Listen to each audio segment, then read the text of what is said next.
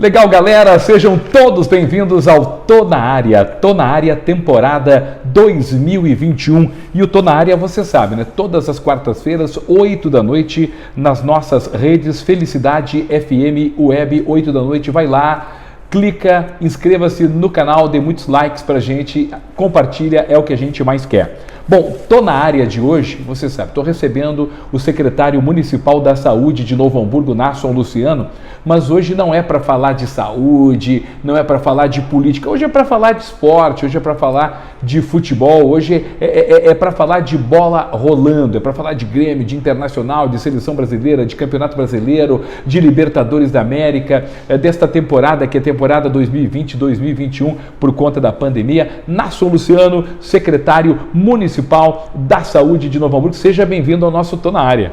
Muito obrigado, Marcos Couto, cumprimentar também os telespectadores aí do programa da rádio, sempre uma alegria poder estar com vocês aqui e principalmente nesse momento que a gente está vivendo, poder falar de algo que não está tão relacionado à pandemia, a outros enfrentamentos que a gente tem feito na área da saúde.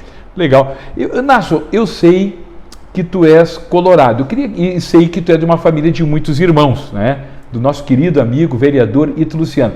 Nasson, como é que surgiu a tua paixão pelo Internacional, teus primeiros contatos com a camisa vermelha, a tua ida? Eu sei que o teu pai te levava ao estádio, mas hoje tu leva o Ítalo Luciano aos estádios. Conta para nós essa experiência. O meu avô, né, era gremistão, doente, né, o vô João.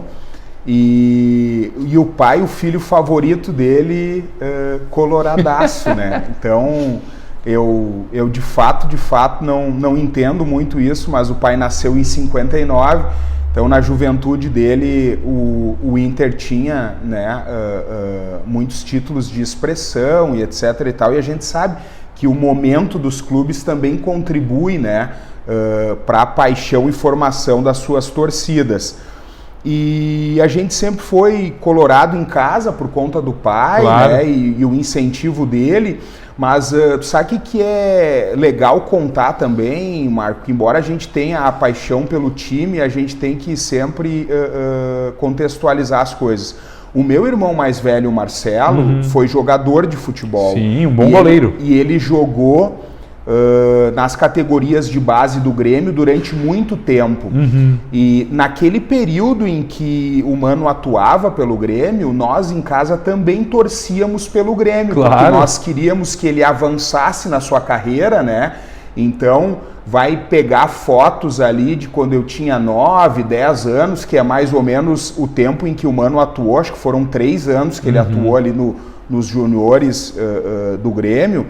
Vai ter foto da gente com camisa do Grêmio em casa, né? Torcendo pelo Grêmio, não pela paixão em si do futebol, mas querendo que o Grêmio fosse bem para que ele tivesse uma oportunidade também, né, de se desenvolver na carreira. Depois ele teve no Botafogo do Rio de Janeiro, Criciúma, jogou em outros clubes de expressão menor e depois teve aqui no interior do Rio Grande do Sul e depois, né, por falta de oportunidade, deixou a bola e foi estudar, hoje é advogado, tem a vida dele também, né? Claro. Mas eu acho legal contar isso porque a rivalidade sadia ela é importante, né? Mas a gente tem que ter os limites de saber torcer, ser torcedor, mas não brigar, não incitar a violência, né? A gente vê tantos episódios ruins em cima disso, né? Eu acho legal contar isso, porque é verdadeiro, é uma passagem da vida, né? E é legal também, né, Nasson, porque o teu irmão teve essa passagem pelo cenário do futebol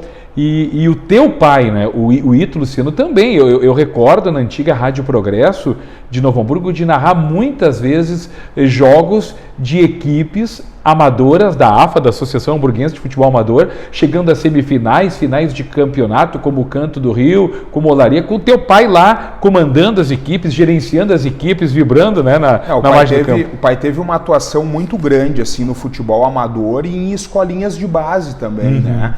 Na época em que o pai era um dos mantenedores das escolinhas, né, a gente conseguiu revelar muitos talentos, né, e essa parceria com o Grêmio, né, levou muitos jogadores aqui de Novo Hamburgo, do Olaria ali, né, de um bairro periférico da nossa cidade, dando oportunidade para a garotada, né? Então bem legal também. O pai sempre teve uma atuação muito forte na várzea também, né? Primeiro como jogador. Lá quando era jovem. Acho que era bom centroavante, né? Acho que era bom jogador. Ele reza a lenda que foi artilheiro de um dos anos aqui no final da década de 80 lá, né? Então, diz ele que constam nos registros lá da AFA, né? Sim. O ano em que ele foi o artilheiro da várzea, né? Que legal. Bom, e bacana que vocês sempre também acharam um espacinho para o Novo Hamburgo. Recentemente, eu abro ali o Jornal da Cidade, o NH, o Ito Luciano ajudando numa manhã de sábado na frente de trabalho, pintando as arquibancadas do Estádio do Vale, né? Sim. Achei bacana aquilo ali, porque ele estava te representando e se representando. A família Luciano estava representada no mutirão do Novo Hamburgo ali. O Novo Hamburgo é o clube da nossa cidade, né? E a gente sente, na verdade, pelo fato de o Novo Hamburgo não ter sido mais popular entre a comunidade de Novo Hamburgo, né, Marco? Tu vê que a gente tem uma cidade com 250 mil habitantes, né? E eu penso que a cidade ela poderia ser mais solícita com a causa do Novo Hamburgo, porque não é fácil fazer futebol profissional, né? Competir com as grandes equipes, né? E não cito nem só a dupla Grenal que estão fora da curva, né? Mas tu pegar o nível já de Caxias, né, de Juventude, de Brasil de Pelotas, já é bem difícil competir, porque, claro, estão no cenário nacional, disputam lá a Série B, a Série C, já tem uma outra projeção, inclusive do ponto de vista do recebimento de receita, né? Então tem um planejamento orçamentário que permite, né, o clube ter uma imposição perante os outros, né? Mas sim, cara, o meu irmão também, não só o Marcelo, mas o João Vitor, frequentou as escolinhas do Novo Hamburgo. O pai teve também, né, uns episódios ali em participar, né, para auxiliar o clube nessas que são muitas demandas, né? A gente tem uma parceria forte também com o Novo Hamburgo, ali sempre ajuda nas questões sanitárias em relação ao estádio, né? Agora esse ano foi um ano completamente atípico, né? De fazer futebol em meio a uma pandemia, mas a gente tem um carinho pelo clube da nossa cidade, né? Reconhece a grande conquista do Campeonato Gaúcho, né? Que foi, acho que, algo para marcar essa história bonita que o Novo Hamburgo tem e que não tinha, né, um título de expressão como é o Campeonato Gaúcho. A gente fica feliz porque leva o nome da nossa cidade. Para mim, como cidadão, como político aqui da nossa cidade, fico muito satisfeito de ver o Novo Hamburgo levar, né, o nome da nossa cidade para a Copa do Brasil, para a Série C, enfim, Série D, outras competições que o Novo Hamburgo disputou aí e pôde representar bem a nossa cidade. Legal.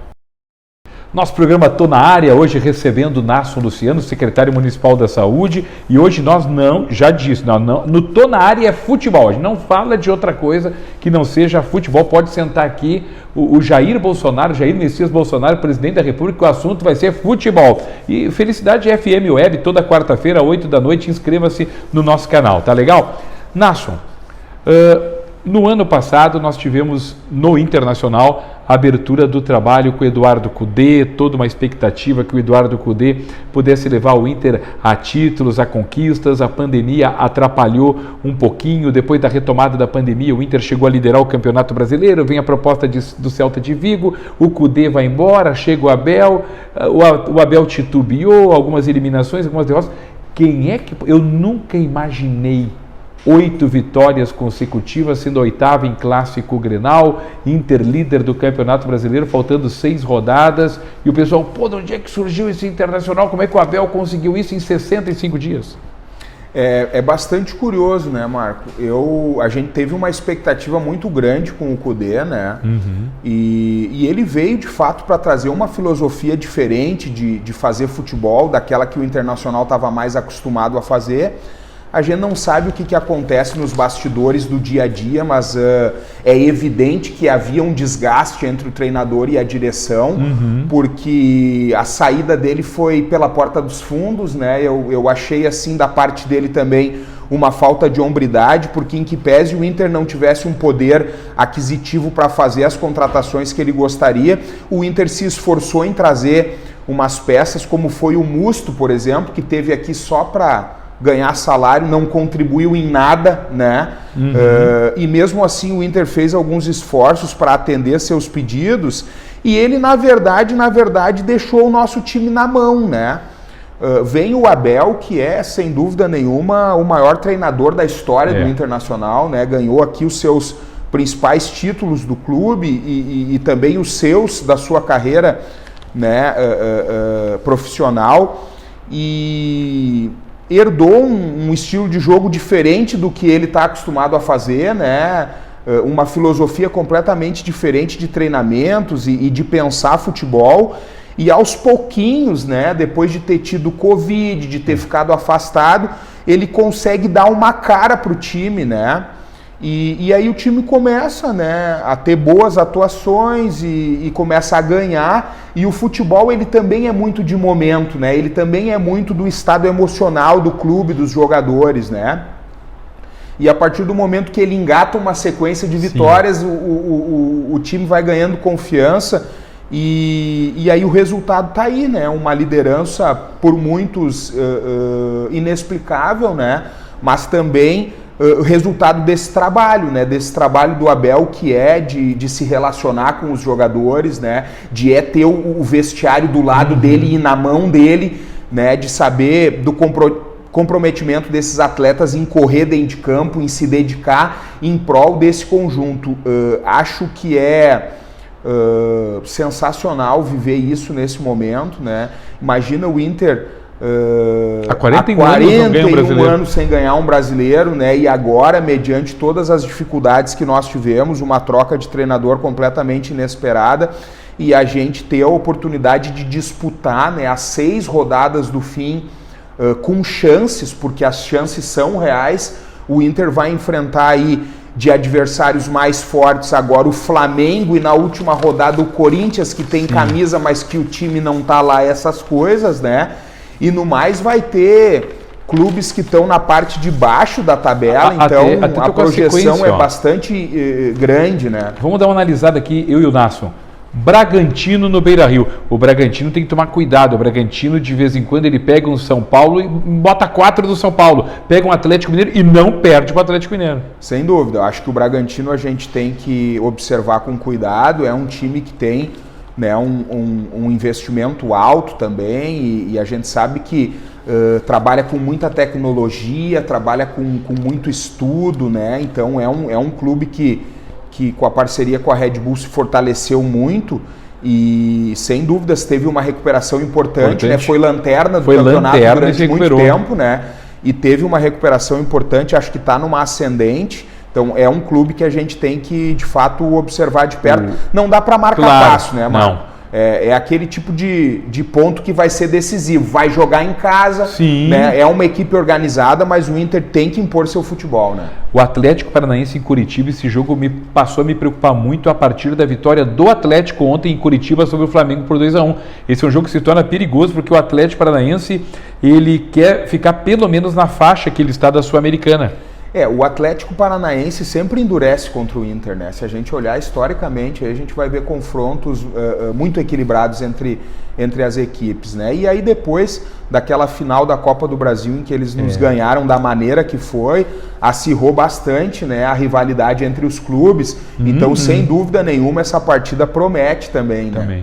Sport Recife no Beira-Rio. Esse jogo, ele não é tão perigoso pela qualidade do esporte, como ele é perigoso por ex-jogadores de Grêmio e Internacional que jogam no esporte.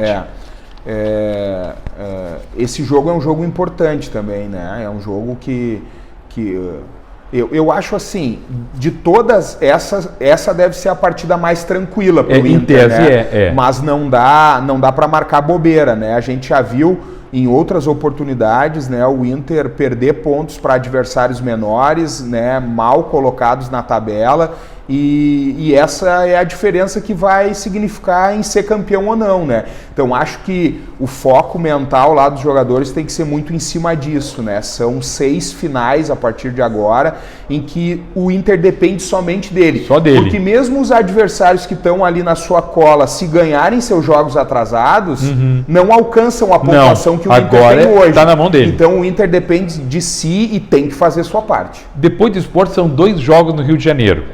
Um Vasco da Gama que fez 3-2 em cima do Atlético Mineiro, treinado pelo Luxemburgo, e o Flamengo com aquela constelação de craques no Maracanã, o Flamengo ainda lutando. São 2 jogos duros, né? O Flamengo, sem dúvida nenhuma, vai também por causa das suas pretensões próprias, né? Fazer um jogo duro. E o Vasco tá correndo contra o rebaixamento, né? O luta é contra o rebaixamento, Vasco. É legal falar sobre isso também, né, Marco? Como o futebol carioca se desorganizou, né? Vasco, Fluminense e Botafogo. O Fluminense respirou bem ontem porque ganhou do Botafogo, enterrou o Botafogo na lanterna, e o Vasco da Gama deu uma respirada e está ali em 15º com 35. E que trabalho vinha fazendo o Odair, pois né? Pois é, o Odair estava bem, né? Mas não tinha como não ir para o mundo árabe, né? A questão financeira, ainda mais para ele que não foi um jogador que conseguiu fazer dinheiro com o futebol, né? A primeira oportunidade de ganhar um salário melhor foi aqui no Internacional. Aí depois no Fluminense, com todas as dificuldades de atraso de salário, pagamentos, etc e tal, não tinha como ele não pensar na família dele, né? Mas que bom ver o Odair sair, né, do Inter e poder também deixar a dúvida de que se foi acertado naquele momento, né? A sua saída, né, em que pese todas as dificuldades que a torcida estava impondo, né, e a desconfiança, mas acho que foi um erro do Inter naquela ocasião. O Marcelo Medeiros, ele, hoje ex-presidente do Inter, disse, olha, eu errei, eu não deveria ter demitido o Odair, eu deveria ter apostado um pouco mais. Nossa última rodada é um jogo contra o Corinthians. E o Internacional, o Inter e o Grêmio têm uma rivalidade muito grande com o Corinthians.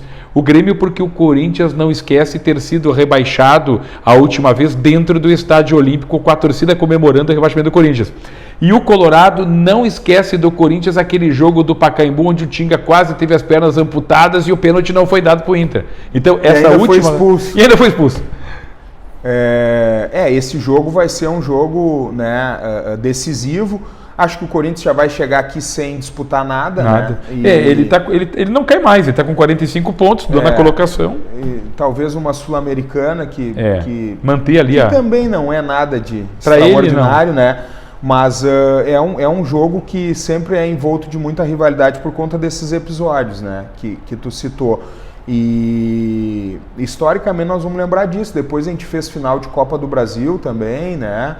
Ganhamos uma e perdemos outra. Pois né? A única vez que eu vi o Índio falhar foi naquele jogo com a camisa do Índio, naquele jogo de final, o primeiro jogo lá em São Paulo. Porque eu acho que ele olhou para o Ronaldo e falou, com essa gordura aí ele vai botar na frente e não busca. Ele botou na frente e nunca mais o Índio buscou. E é interessante ver isso, né? O Ronaldo no fim de carreira, né? Com sobrepeso, mas um talento incrível, brutal, né? Matador, né? Matador, uma qualidade de futebol. Eu sou nascido em 85, né, Marcão? Eu sempre digo que os 3 maiores jogadores que eu vi, né, com alguma capacidade de poder opinar, né, foi Romário primeiro, né? Fantástico. Depois Ronaldo e Ronaldinho Gaúcho, né? Esses 3 brasileiros, na minha opinião, são da minha, vamos dizer assim, época de acompanhar futebol, são os maiores, né? Bom, eu queria linkar um pouquinho o Grêmio na nossa conversa, porque o Internacional encerrou o jejum de 11 clássicos sem vitória, com a vitória de 2-1, com perdão da redundância. O Inter encerra o seu jejum de 11 jogos, quebra a invencibilidade em Grenais, que era do Grêmio, e quebrou a invencibilidade do Grêmio no Brasileiro, que era de 16 jogos. E o Abel Braga tem falado muito no mental, muito no psicológico. E o Grêmio não pode se desconcentrar do seu mental, do seu psicológico, porque o Grêmio tem uma Copa do Brasil, que é título, dinheiro, prestígio e vaga na Libertadores no ano que vem. O Grêmio tem feito temporadas excelentes, né, Marco? Muito por conta de uma reorganização que o Romildo faz no clube, né? E aí ele traz tranquilidade, investindo na base, que foi o principal defeito do Internacional naquela gestão desastrosa do Pífero. Ele termina com as categorias de base e o Grêmio revela, né, atletas de muito potencial e que são vendidos a preços exorbitantes para a Europa, e dá uma condição de reinvestimento para o clube e de segurança, né? E o Renato, em que pese a gente tenha alguma diferença com esse personagem mais folclórico que é o Renato frente às câmeras, né? Que nem ontem faz uma declaração daquelas, né? Para proteger seus jogadores, para tirar, né, a responsabilidade dos outros, e etc. Se o presidente Romildo me permitir, nós vamos com o elenco de transição daqui para frente. Mas o trabalho dele é espetacular, né? Não de agora, já na sequência, né? O Grêmio sempre vem com bons times bem armados, e mesmo quando viveu momentos mais turbulentos, se impôs, né, pela força, se impôs pela tradição da camisa. Então, acho que se o Palmeiras ganhar a Libertadores, o Grêmio vai ter uma vida mais fácil contra ele, Palmeiras, na Copa do Brasil. Nesse aspecto, acho que é um jogo, né? São dois jogos, na verdade. São dois jogos. Mas eu quero dizer assim, para a final, né? Para ter um título, para ter essa bela grana que a Copa do Brasil bota, né? Para ter a vaga direta na Libertadores, o que do ponto de vista de calendário para o Grêmio é essencial para o seu planejamento dessa próxima temporada, né? Mas acho que o Grêmio é a Fênix, né? A gente já viu em outras oportunidades o Grêmio renascendo com força e acho que vai apostar tudo na Copa do Brasil, né? Deixa eu te perguntar, qual é a tua relação? Eu tenho 50 anos de idade e tu tem 35 anos, né? 35, né? Sim. E qual é a tua relação com a seleção brasileira? Tu sabe que eu tinha uma relação tão próxima com a seleção brasileira.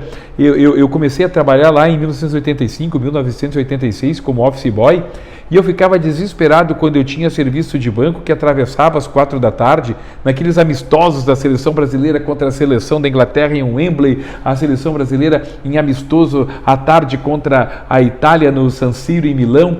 E hoje eu me distanciei da seleção. A tua geração, qual é o teu relacionamento com a seleção brasileira? Tu sabe que hoje, eu vou te confessar, Nasson e Webnautas, eu acompanho a seleção por obrigação profissional, não mexe com o meu coração mais. É legal falar sobre isso, né, Marco? Porque assim, a minha primeira lembrança de Copa do Mundo que eu tenho na mente é 94, quando a gente é campeão, né? Eu lembro de chorar muito de felicidade, né, de ver o Brasil campeão. Aquele momento foi um momento muito simbólico pelo momento político que o Brasil vinha vivendo também, difícil, né? A morte do Ayrton Senna naquele ano. Foi um ano assim difícil para o Brasil em geral, né? E eu tenho muito presente essa primeira Copa do Mundo, o Brasil sendo campeão com Romário e Bebeto, aquele time espetacular, né?